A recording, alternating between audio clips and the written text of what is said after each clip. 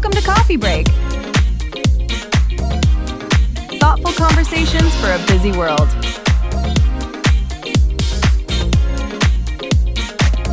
Let's begin. Welcome back to the Deep Dive. It is really good to have you here. It is. It's good to be here. And when I say here, I don't just mean, listening to this while you're on your commute or maybe doing the dishes. I mean here, right here, in this specific moment of your life. Because today, today's going to be a little bit different. Usually we're here to pile on the interesting facts, right? Give you some cocktail party trivia about, I don't know, the Roman Empire or the latest AI breakthrough. Sure, or help you understand some complex piece of geopolitical chess. Exactly. But today we're looking at something that feels a lot more personal. And honestly, it might feel a little bit like a wake-up call. It is definitely a wake-up call, but I think for the right listener, it's the kind of wake-up call that actually lets you sleep better at night, eventually. How so? It's the difference between being woken up by a fire alarm, which is just pure panic, and being woken up because the sun is rising and it's, finally time to get moving. I really like that distinction. Yeah. Because the fire alarm, that implies an emergency you can't control. Right. Something is happening to you. And what we're aiming for today is the exact opposite of panic. We're aiming for control. That's the word. Control. Agency. So let's set the stage. The source material we're working with today is a whole stack of psychological essays, some business theory, and some pretty dense philosophical notes that all fall under this umbrella of the mandate of self-reliance. And it really all centers around one very specific, very heavy concept, a phrase you probably heard before. Oh, definitely. Maybe in a movie, or maybe in one of those darker moments of your own life at like 3 in the morning. Right. The phrase is, nobody is coming to save you. It's a short sentence, just 6 words. 6 words. But it carries a massive amount of structural weight. And I think for a lot of people, their immediate reaction to hearing nobody's coming to save you is it's fear. It's a gut punch. It is. It triggers a very primal abandonment response. It sounds bleak. It sounds incredibly lonely. It sounds like you've been kicked out of the tribe and, left to fend for yourself in the wilderness. Exactly. It sounds like you're stranded on a desert island with a volleyball named Wilson. That's the image, isn't it? It feels cold. It feels like a threat. But the goal of this deep dive, the mission, really, is to take that phrase and flip it completely on its head. Completely. We want to see if we can get to a place where that sentence doesn't make you feel lonely, but actually makes you feel powerful, where it stops being a nightmare and starts being a permission slip. That is the mission. We are going to dissect the moment an adult realizes they are truly 100% in charge of their own outcomes. And we should be really clear here, right off the bat. Absolutely, because I know how this topic can sound in the age of, Instagram quotes and hustle culture. Right. This is not a motivational speech. We are not here to hype you up or tell you to hustle harder or shout vague platitudes at you about grinding. Yeah. This is a structural analysis of personal responsibility. We are looking at the mechanics of why we get stuck, the psychology of why we wait, and the mechanics of how we get moving again. And maybe we should talk about who this is for. Because when I was reading through the notes and all the source material, I kept picturing a very specific kind of person. Oh, yeah. I'm picturing the learner. Maybe you're a working professional, maybe you're mid-career, and you're feeling a bit stagnant, wondering why that big break hasn't happened yet. Or maybe you're an entrepreneur who's hit a revenue ceiling and you're just waiting for the market to turn. Yes, or maybe you're just someone who feels overwhelmed.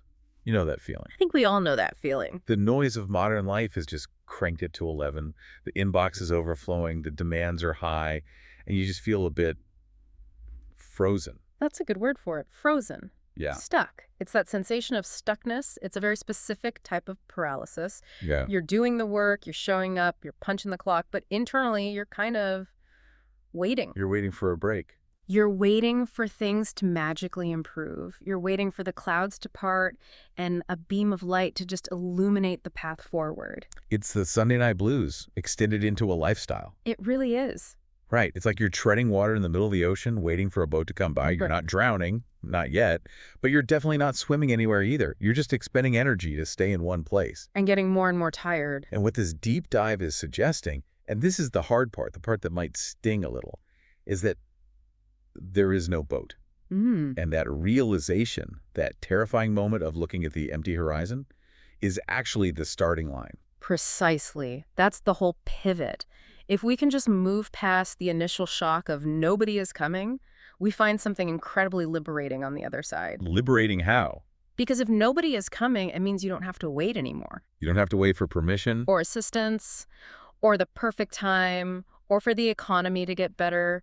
You just go. It shifts the entire locus of control from out there somewhere to in here. Right inside you. Yeah. So here is our roadmap for the hour. We're going to start by unpacking the psychology of waiting. This whole idea of the rescue fantasy. Why do we do it? Is it laziness or is it something much deeper in our wiring? Then we're going to look at the shift, how you move from a victim mindset to an ownership mindset, and why that transition is so surprisingly painful at first.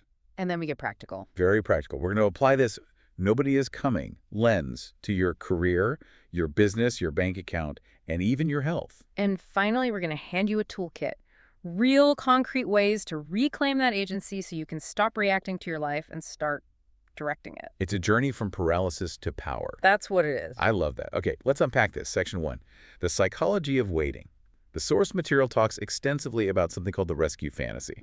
Now, this sounds like something out of a romance novel or a superhero movie, right? But in psychology, it's much more pervasive and much more subtle. It really is. So what does it actually mean to be waiting to be saved in a modern context? Because I assume we aren't talking about literally waiting for a firefighter to pull us out of a burning building. No, rarely. Although it is interesting that in a real physical crisis, people often do freeze and wait for authority to tell them where to run. It's the same mechanism. That's a good point. But in the modern day-to-day world, the rescue is metaphorical.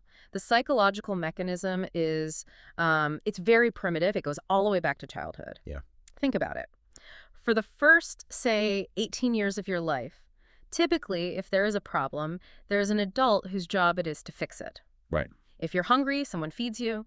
If you're late for school, someone drives you. If you fail a test, a parent or teacher talks to you. If you scrape your knee, someone puts a bandage on it. Right. We are conditioned from birth to believe that there is a safety net. And not just a safety net, but a manager. A manager, yes.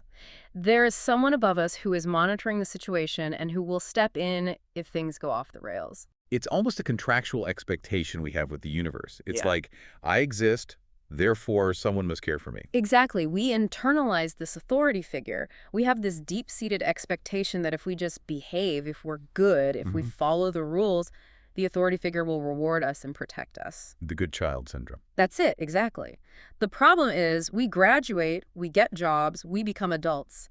But that subconscious expectation, it doesn't just vanish, it lingers in the limbic system. So it's still running in the background. It's running in the background, and we project that authority figure onto our bosses, our partners, the government, the economy, you name it. We are constantly, subconsciously looking for the parent in the room. That is such a fascinating and kind of unsettling way to put it. So we're walking around in adult bodies, wearing suits, paying taxes, maybe even managing other people. Right. But deep down, there's a part of us that is still looking up and waiting for mom or dad to tell us what to do.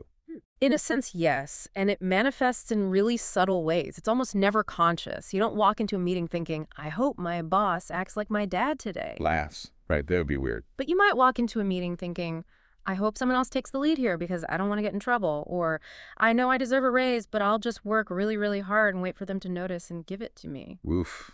That's a big one. That passive hope is the child waiting to be rewarded for eating their vegetables. Waiting to be noticed.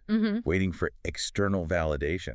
That has to be a huge form of the rescue fantasy, isn't it? It's the classic form. I see this all the time in creative fields. People writing scripts or building portfolios, just waiting for the gatekeeper to anoint them. Yes. They think the world is a giant talent show and the judges are just about to turn their chairs around. It's the belief that meritocracy is automatic. It's this deep-seated belief that if you are good enough, the universe or the boss or the publisher or the market will inevitably reward you. But in doing that, you're giving up your power. You are abdicating the responsibility of asking for what you want or taking what you want because you believe there's a benevolent system in place that will take care of you. You're waiting for the world to be fair. And the world is many things. Beautiful, chaotic, exciting, but fair is not its default setting. It just isn't. The source material lists a few other ways this shows up. I'm looking at one here. Waiting for perfect timing. Oh, yeah. That's one I really struggle with personally. I'll start that project when things settle down at work, or I'll start investing when the market stabilizes. Right. It sounds so prudent, doesn't it? Guys, It sounds like being responsible and cautious. that's the trick. That's why it's so insidious. It masquerades as responsibility. It wears a suit and tie. But what are you actually doing there? You're just waiting. You are outsourcing your agency to an external circumstance. You are saying, I cannot act until the world arranges itself in a way that makes it easy for me. Which is never. The world is never perfectly arranged. Never. So you're making yourself a victim of circumstance. As long as you're waiting for an external variable to change, whether that's the market, your boss's mood, the interest rates, or the weather, you are not in control. You're a passenger. And that's the real cost of waiting, isn't it? Paralysis. Total paralysis. And it feels safe in a weird way, because as long as I'm waiting, I can't fail. If I haven't started, I haven't failed. It is paralysis. And for the people we're talking to, the entrepreneurs, the professionals, this paralysis is so dangerous because it looks like work, it feels productive, It's like planning. or research, Right. or strategizing. You can spend 5 years researching a business idea. You can have binders full of data. But you haven't sold a single thing. You haven't made a single call. Really, it's just procrastination fueled by the hope that someone or something will come along and make the hard part easier. We are all just desperately looking for a guarantee. If I just research this enough, the answer will become so obvious that I won't have to make a risky decision. Bingo. That is the rescue fantasy in a nutshell. I want the guarantee of safety before I jump. But the mandate of self-reliance says no one is coming to give you that guarantee. No one is coming to tell you it's going to be okay. No one is coming to give you permission to start. You have to start in the dark. Wow. That hits hard. Yeah. Because we crave permission. We are wired to want the stamp of approval. We want the adult to sign our permission slip. We do. But if no one is coming, Mm. if the permission office is permanently closed, Then the only variable that can move is you. And that brings us right to the core realization. If you are sitting in a room waiting for the meeting to start and no one else walks in, eventually you have to realize that you are the one who has to call the meeting to order. Okay, so let's talk about that moment, the shift. This is section 2 of our roadmap. The transition from the victim mindset, I'm waiting for the world to change, Yeah. to the ownership mindset. Right. The source material calls this an aha Yeah. moment, but honestly, hearing you describe it, it sounds more like an oh crap moment. Laughs. It is often an oh crap moment, for sure. It sounds heavy. It sounds burdensome. It is heavy. Yeah. Because ownership is heavy. The reason we resist it, the reason we cling so desperately to the rescue fantasy, is that ownership implies liability. Ah, If I take the wheel and I drive the car into a ditch, that is my fault. There is no one else to blame. I can't blame the roadmap. I can't blame the passenger. I can't blame the car manufacturer. I drove the car. that's terrifying. It's so much easier to say, well, the instructions weren't clear, or my boss didn't support me, or the economy is bad. Of course it is. Those are all comfort blankets. If I own the outcome, I own the failure. And failure is what we're all trying to avoid. You do. You own the failure. And that is the price of admission to a self-reliant life. You have to be willing to accept the blame. That's a tough pill to swallow. It is. But, and here's where it gets really interesting, where the flip happens. If you are responsible for the failure, you are also the only one capable of engineering the success. Okay, unpack that. Yeah. Because that sounds like the silver lining we desperately need right now. Think about the alternative, the victim mindset.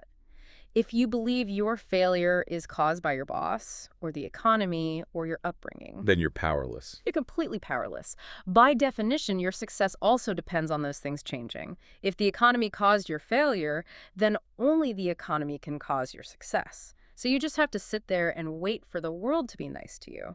Which we've established is not a great strategy. It's a terrible strategy. But if you say, I am where I am because of my choices, well, that's incredibly empowering. Because it means that by making different choices, you can be somewhere else tomorrow. You're no longer dependent on luck or benevolence. You hold the pen. You're writing the story. It might be a hard story to write, but at least you're the author. That's the freedom aspect the source material talks about so much. It reminds me of that analogy they used. The difference between being a passenger in a car driven by a maniac versus being the driver in heavy traffic. It's a perfect analogy. Let's really visualize this to understand the emotional shift because it's so important. Imagine you're in the passenger seat. The driver is speeding. They're weaving in and out of lanes, taking turns on two wheels. You are terrified. Your heart is pounding. You're gripping the handle. Handle, literally. Exactly. You have all the stress, but you have zero control. That feeling is anxiety. That feeling is overwhelm. It's the sensation that life is happening to you. You are screaming, but the car doesn't listen. I know that feeling. And the driver, what are they feeling? The driver is stressed too. They have to watch the road, work the pedals, make these split-second decisions. Heavy traffic is stressful, no doubt. What? But they have control. They can choose to slow down. They can choose to take an exit. They can choose to pull over, stop the car, and just get out. The stress of the driver is the stress of agency. The stress of the passenger is the stress of helplessness. That is a crucial distinction. The stress of agency versus the stress of helplessness. I think a lot of what we call burnout actually comes from that passenger seat feeling. I think you're exactly right. It's not that we're working too hard. It's that we feel like we have no say in where the effort is going. We're working hard while someone else steers us into a wall. Without a doubt, burnout is often just the severe lack of autonomy. When you realize nobody is coming to save you, you realize that you have the ultimate autonomy. You can always choose. You can quit, you can change careers, you can move cities, you can say no. The consequences might be difficult, you might have less money, you might disappoint people, but the choice is yours. And simply acknowledging that you have a choice is what breaks the paralysis. It reframes harsh to freeing. It's like, oh, I'm not trapped. I just have to make a hard decision. And making a hard decision is infinitely better than waiting for a magical solution that will never, ever arrive. Waiting rots the soul. Decision clears the air, even if it's a painful one. Okay, so we've established the philosophy. We're in the driver's seat, hands on 10 and 2. Now let's look at the actual road ahead. Section 3, real-world application. Let's do it. Let's talk about career and business, because I think this is where the waiting game is most common and probably most damaging. We spend so much of our lives at work, and so much of that time is spent just waiting. It is absolutely rampant in the professional world. Think about the standard career path. You go to school, you get good grades, you get a degree, you get an entry-level job. You get on the track. You are on a track designed by someone else, and for a few years, that works pretty well. You do what you're told, you get a standardized raise, you are on the escalator. But then you hit a plateau. Usually late 20s, early 30s, or maybe later. Yeah. You want to move up. You want the big promotion. You want to lead a team. You want to be the director of something important. Right. And you sit there and wait for someone to tap you on the shoulder and say, you are the chosen one. The crown prince syndrome. We wait to be anointed. We think if we just keep our heads down and keep updating our spreadsheets perfectly, the CEO will notice our virtue from on high and elevate us. But that's not how it works, is it? Not anymore, if it ever did. In the modern workforce, especially as you get more senior, nobody is looking for people to save. Everyone is busy saving themselves. Your boss is overwhelmed. The CEO is overwhelmed. Right. Nobody's sitting around thinking, I wonder if Bob in accounting feels fulfilled and challenged today. Laughs, poor Bob. But it's true. Bob is waiting for a mentor to find him. Bob is waiting for a formal career development plan. Bob thinks HR is staying up at night worrying about his personal trajectory. And while Bob is waiting, someone else, someone who has accepted the mandate of self-reliance, is designing their own role. What does that look like? They aren't waiting for the promotion to be handed down. They are doing the job of the level above them before they have the title. They are pitching the projects they want to lead. They are identifying the gaps in the business and just filling them without asking permission. They're making themselves indispensable. They're learning the skills on their own time, on weekends, not waiting for the company to pay for a seminar. They are creating the role and then forcing the organization to recognize it with a title and a raise. That's the self-reliant approach. You don't ask, what is my career path? You say, here is where I am going, and here's how this company fits into my plan for the next 2 years. Precisely. It's a total reframe. If you want a mentor, you don't wait for a formal mentorship program. You go find someone you admire, you figure out how to offer them value, and you extract the knowledge you need. You have to treat your career like a business that you are the CEO of. You are the sole proprietor of You, Inc. Even if you are a W-2 employee, you have to think like a vendor. Your employer is just your biggest client. And if they aren't buying what you're selling, You need to upgrade the product, which is you, your skills, or you need to find a new client. You don't just sit there and complain that the client isn't nice enough to you. okay, let's pivot to the actual entrepreneurs. Because you'd think if you started a business, you've already accepted nobody is coming to save you. You've already left the safety of the paycheck. You'd think so. But the source material suggests that entrepreneurs fall into this trap too, maybe even more so. Oh, absolutely. It's actually more dangerous for entrepreneurs because the stakes are so much higher, there's no safety net at all. So what's the fallacy? The fallacy is thinking that once you reach a certain level, once you get that Series A funding or once you hit $1 million in revenue, that the adults will show up. The idea that once we have investors, they will know how to fix our broken operations. Or once we hire a VP of sales, they will magically solve our revenue problem. Right.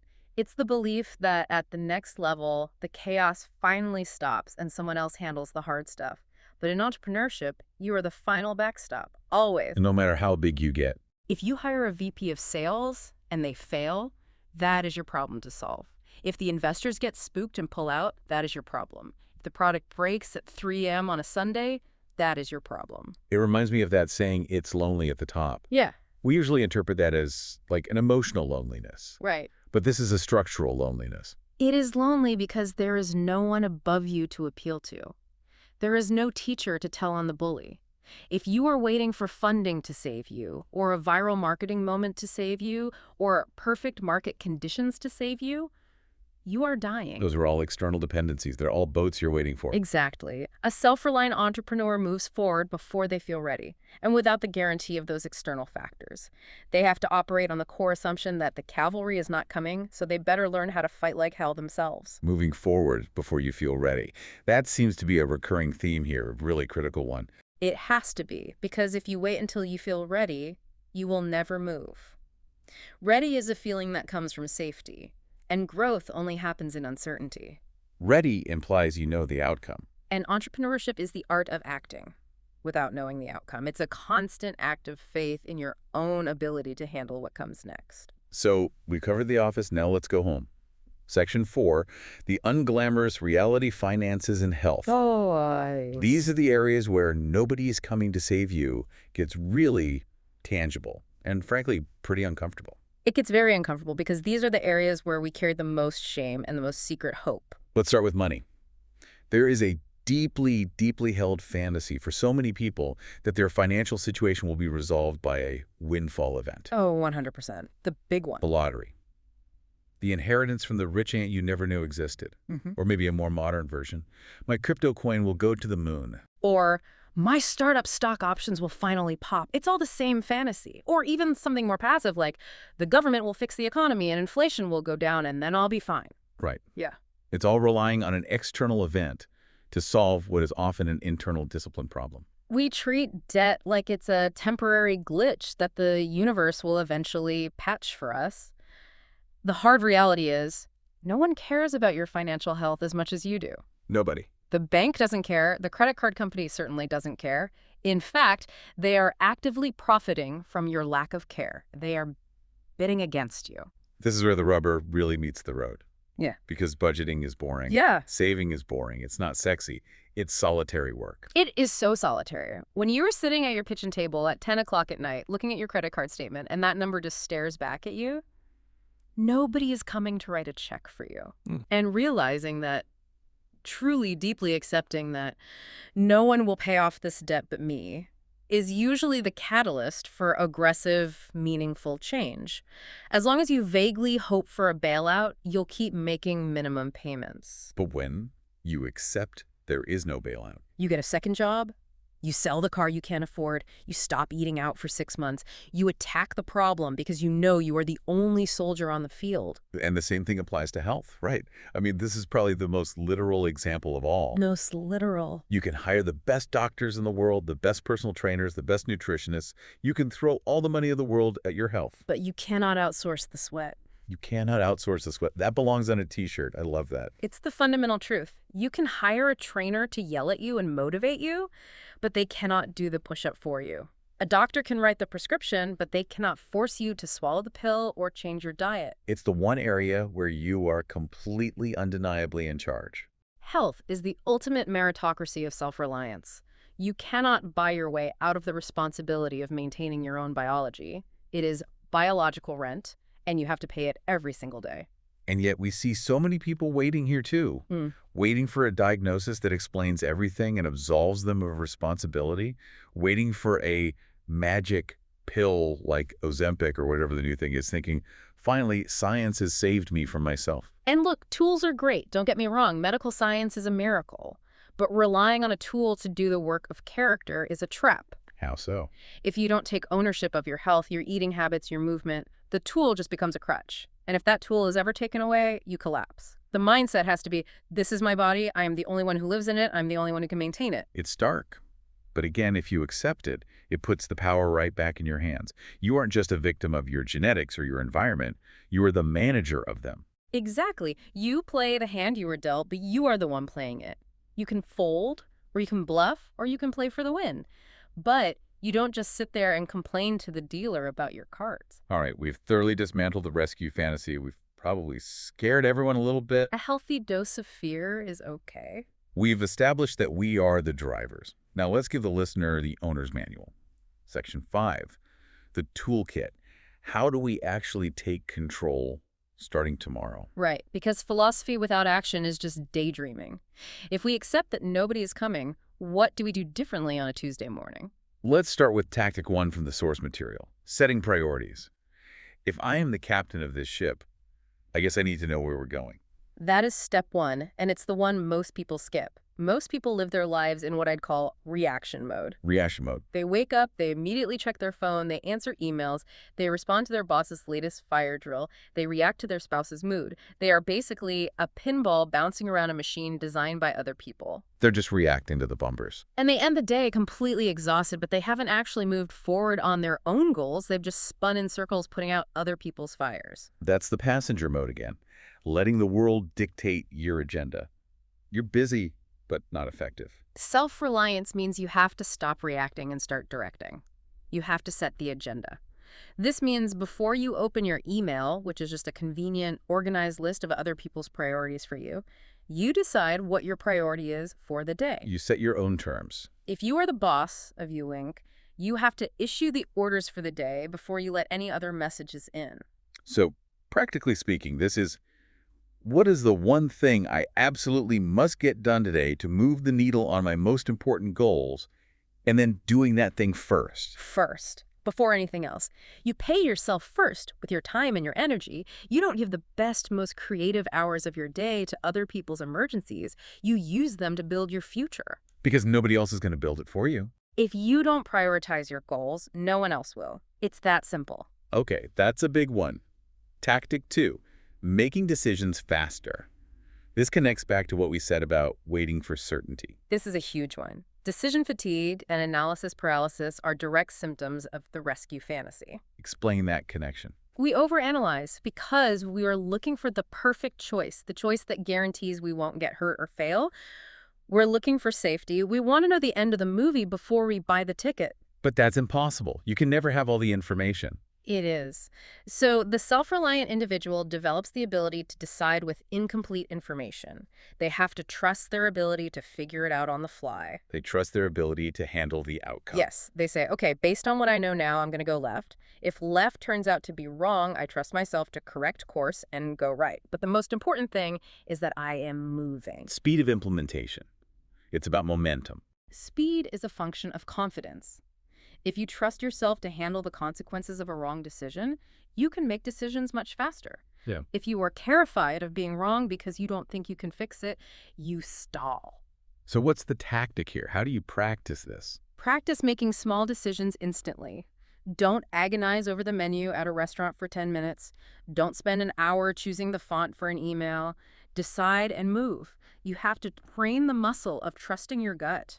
Treat yourself like a competent executive. I like that.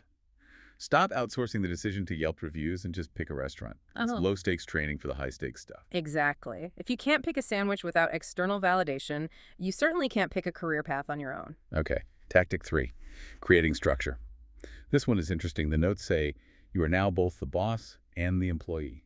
This is the hardest part for so many people, especially those who leave the corporate world or try to improve their personal lives on their own. Why is that? When you have a job, the structure is imposed on you. You have to be there at 9. You have a deadline at 5. That external structure saves you from your own laziness. It saves you from your own chaos.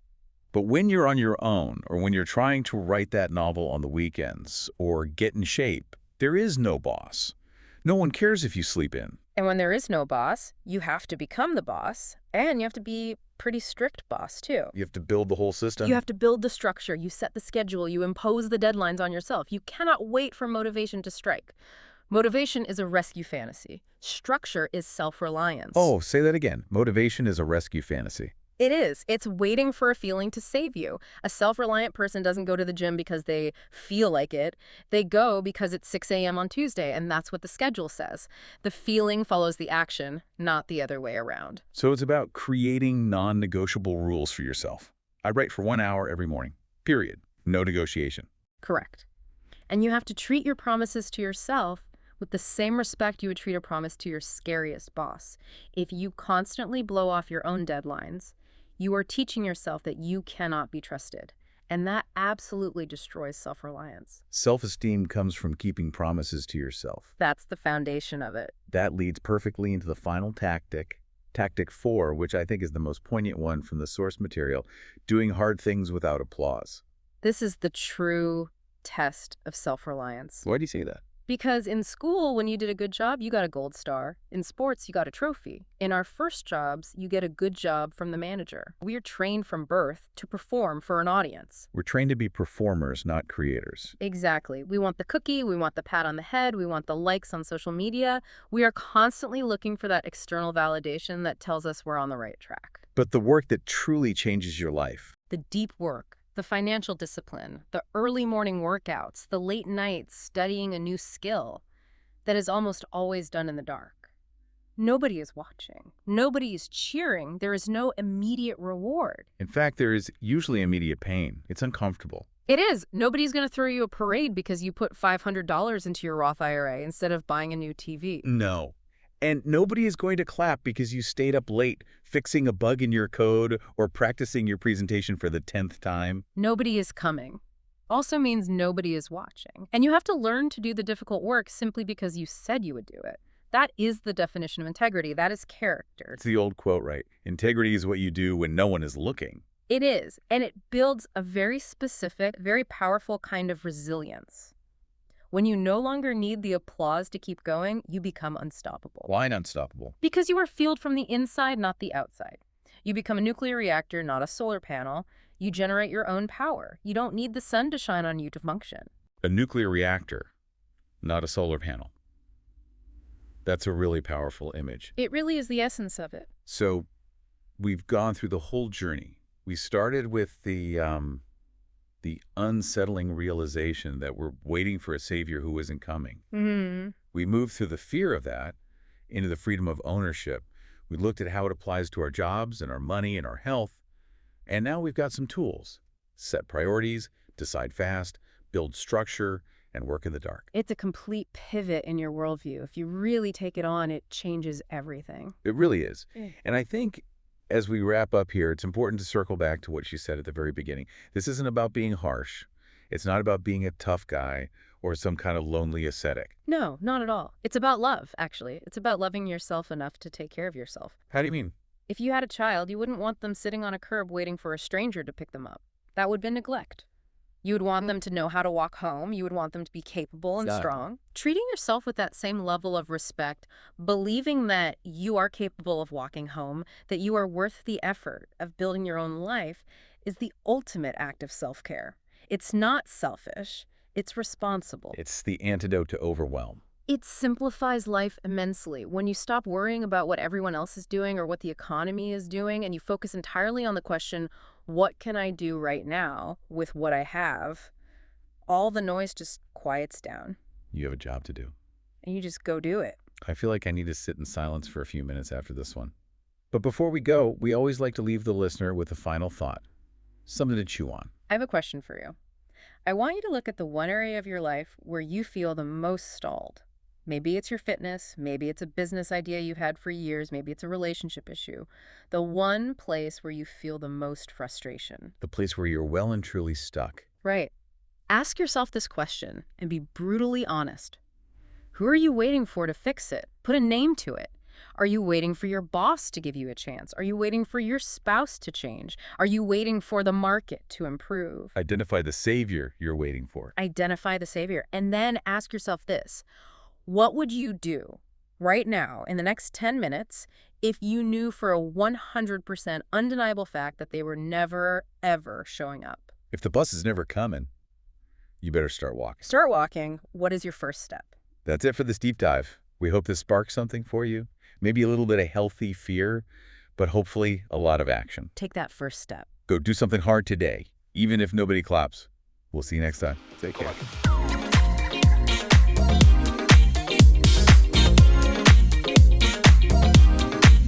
Thanks for spending this time with us on Coffee Break. If this conversation stayed with you, you can find more episodes here on the channel. Until next time, take care.